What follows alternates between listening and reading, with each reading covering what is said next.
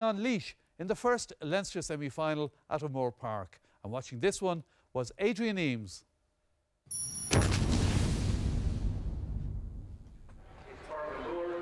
David and Goliath at O'Moore Park. Galway 50-1 on to win, but Laois under Seamus Cheddar-Plunkett were hoping to rattle one of the Goliaths of hurling.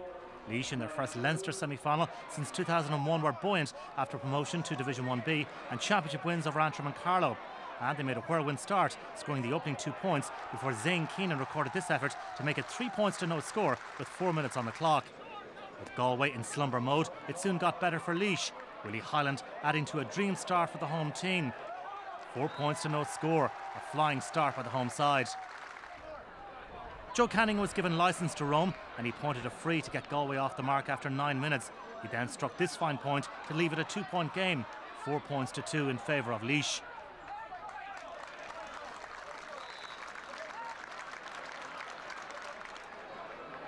The sides last met in 2007. Canning hit 110 that day and he added 2 further points to level the game at 4 each. A great catch here and smartly away from John Delaney before knocking the ball over. Laois might well have buckled at the sight of Canning hitting a groove, but they showed a real hunger and drive for the battle that Galway lacked. The first half decorated by some magnificent scores, including this sublime point from Joe Fitzpatrick from Rathdowney Errol.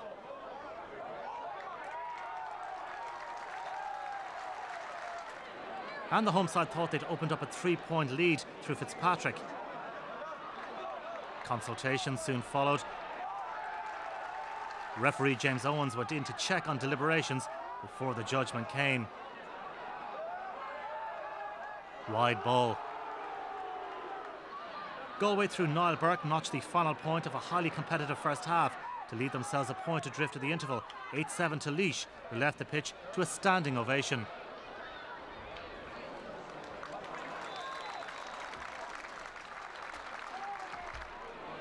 Galway brought on James Regan at half-time and he drew the sides level shortly after the restart with a fine long-range point.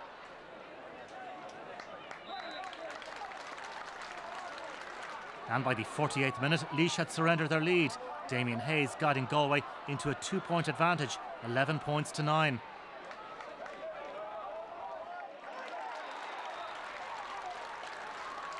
Zane Keenan hit back with his second of the game to keep Laois on the coattails of the tribesmen.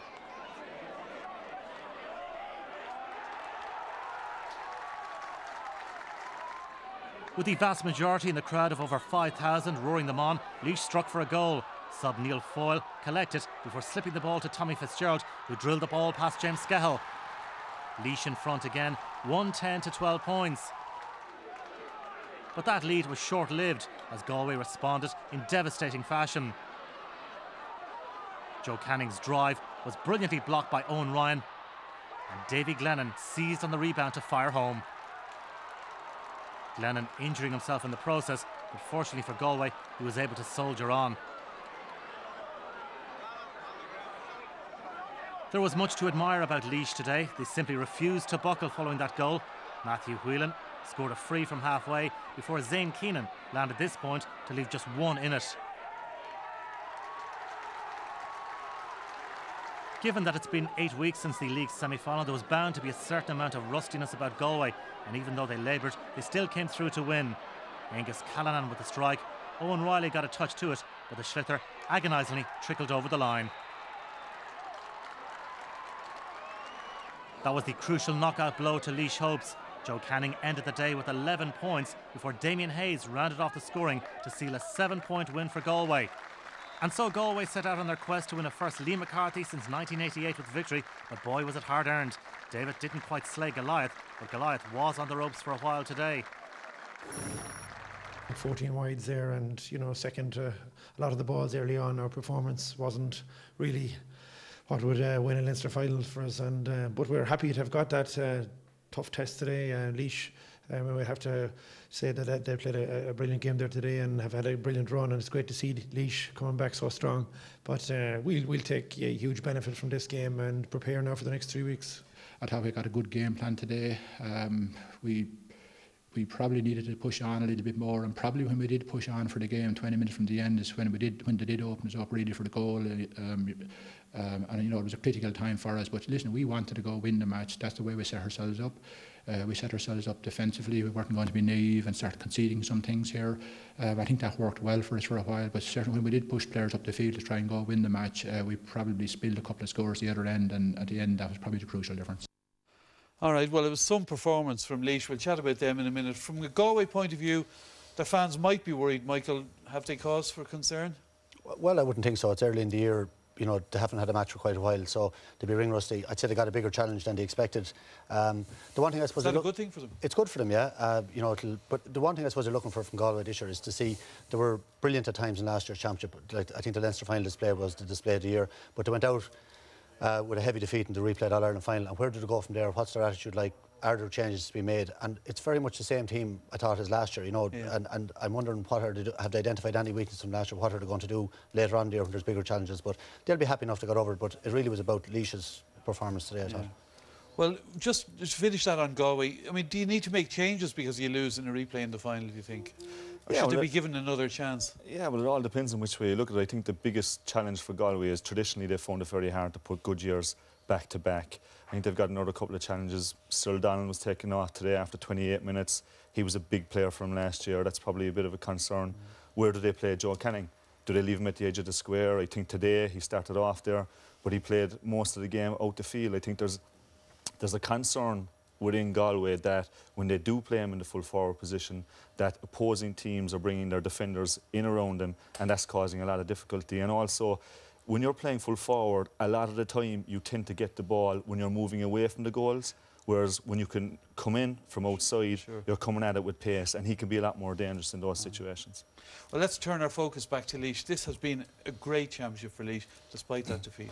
Yeah, you know, if you look at where they were in the last couple of years, like, you know, the day Cork scored 10-20 against them a couple of years ago, and really going nowhere. But there is a lot of work going on in the background in Laois. Pat Critchley, who's one of the top hurling coaches in the country, trained their minors this year. The manager there, Seamus Plunkett, Cheddar Plunkett, he was on, himself and Paul Cuddy were looking for a new manager. They couldn't get anybody, and he was asked by the chairman to take the job, and he was training the minors, so he asked Pat Critchley, their two club mates. He stepped up. It was that bad, like, they couldn't get anybody to take them on. And in 12 months, but since January they only started back training. It's actually massive progress, and they beat Offaly by 15 points in the minor championship this year. There was only a point in the under 21. There's a lot of work going on in Laois hurling, and one of the things I love to see, he's a passionate Laois man, and he's training his own county. I think there's a lot to be said for that. Okay, well, interestingly, after the game, Seamus Plunkett had some very interesting things to say about their status when he spoke with Adrian. Last year there was a suggestion that Laois should compete in the Christie Ring Trophy. I guess from what you're saying, that's a non-runner for you. Yeah, you could say that, Adrian. I think if somebody was to mention that to me, actually a few people did mention that to me last year, and I wouldn't like to tell you the answer that I gave them. And I think that's indicative of some thinking, to be honest with you, and it's a lack of ambition among a lot of people. I think if you mentioned that in our dressing room here now, you know, you'd get an answer pretty quickly. But we want to close this gap. We're very interested in closing the gap. We need some assistance to do that, and development by their nature need investments. You know, we just need to look at the Dublin model.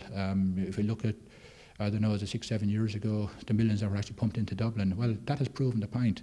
You know, they have been successful. They've had an awful lot of underage success. Certainly, if we had that type of development within our county, I certainly think we would speed up to a Tier 1 county very quickly. Well, Donald, that's like an extension of the point you made about Ulster last week, and it's a point well made. Yeah, I think it's a point very well made, Des. I think, you know, the Dublin model has been successful over the last number of years. The one thing I would say is that there should be more investment in the game of hurling. There should be more investment in you know, what you could say is a hurling country, a hurling county. I know they play football seriously as well, but Laois have always been a hurling county, and, you know, the more investment that's there, the more coaches that are put into the game, the better it can be. The one point I would say is that it shouldn't be at the expense of Dublin, for example. Sure.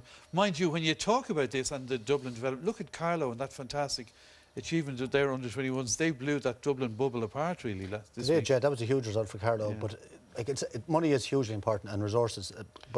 Explain why. That's just to put coaches in each county. It's coaches, and I think it's equipment, and it's backroom teams. You know, like if you were competing, I'm making this point a lot over the last couple of years, but, you know, Donegal spent nearly €1 million last year winning in All-Ireland.